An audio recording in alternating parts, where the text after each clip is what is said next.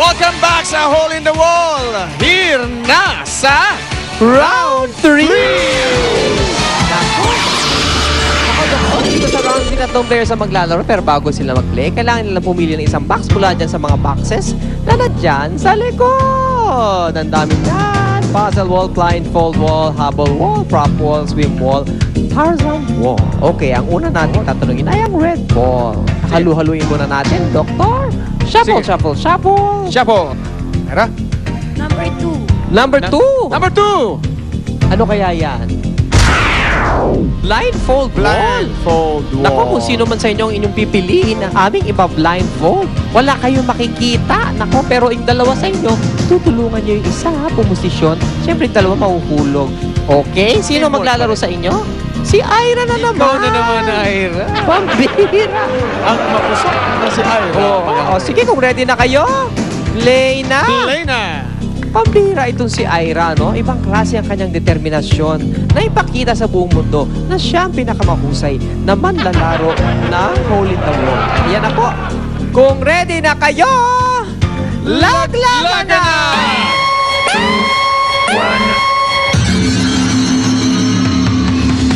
Aba, tatlo pala ang butas. Oh. Ay, nahulog! Pambira. Sayang. Ano nangyari? Usok na yung tatlo. Bakit? Nagulat ako dun sa bilog. Sayang, tingnan po natin kung ano nangyari. Bakit nahulog siya? Gayong makakalusot na naman siya, no? Nakakita ko. Ayan, Doktor, pinosisyon nila si Ira. Perfect na ang posisyon nila dyan. Oo, at iniwan naman niya. Talagang Oo. gusto niyang i-tansyahin talaga. Tumalo naman siya. Ay, Tumalo siya. Ito dapat ang kanilang ginawa. Ayun! Okay, Team Blue Balls. Kayo naman ang pipili. Dating pader. Shuffle, shuffle, shuffle. Okay, Mau, pili ka. 5. Parang may tapo. 5? Ano ba ang 5? Swim wall! Kung sino man ang inyong piliin, tatayo po siya doon sa may pulang area yon, tatalon, talangoy siya. Pagtalon yung ganon, tutulungan nyo siya, ha? Kung sino man ang aakyat, kung sino man ang nasa tubig, pagkatapos pag ng wall, kailangan perfect kayo tatlo. Walang masira, walang mahuhulog. Okay, sino pipiliin? Si Jai. Sige, Jai, pumusisyon ka na doon. Ang bira itong team captain na ito. Jai! Panoorin mo ang ating official. Hindi ka pwedeng tumalon hanggat niya sinasabi. Okay. Kung ready na kayo, laglagan na! Ayan, tumalon. Si Jai. Tulungan ninyo! Dali! Tingnan natin!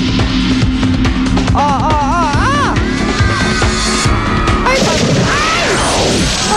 Ano ka ba, Jai?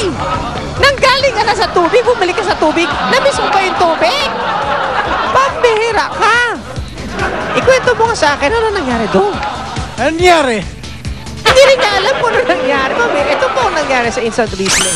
Panoorin po natin si Jai. Naku, Ang galing ang ni tindi Jai. tumalon, hindi Yun, ba? Napakataas tumalon. Oo, yung At dami na... natulungan kagad siya. Oo, ayan na. Dito, ayan. Ayan po, Sinusubukan tingnan natin. niya. Hindi niya alam kung anong gagawin. Susubukan niyan tumulong ng puwet niya? Oo. Hindi. Sumakay na lang siya sa FRC na kulot. Pinagtataka ni Jai, ano ba dapat ang gagawin doon? Ganito dapat. Panoorin mo, Jai. Ano bang mahirap doon? Ang dali-dali lang pala. Okay, unahin natin ang Team Red. Rebels. Mula 21, ngayon sila ay napako sa 21 21 pa rin. points. Yun pa rin. Ibig sabihin, Doktor, since 50 points ang pwedeng makuha ng Team Blue Balls dito, pwede silang manalo. Pwede. At Lalamang nakikita- sila ng malaki. Oo, at nakikita ko sa mukha ni Mau na mukhang mananalo sila. Very confident. Okay, ang points ng Team Blue ay Wala zero. 0 pa rin. Zero pa rin. Consistent. Pambihira. Bira. Mula kagabi hanggang ngayong gabi, wala ba yan na nag-score ang koponan ni Mau? Congratulations! So nanalo ang Team Red Balls!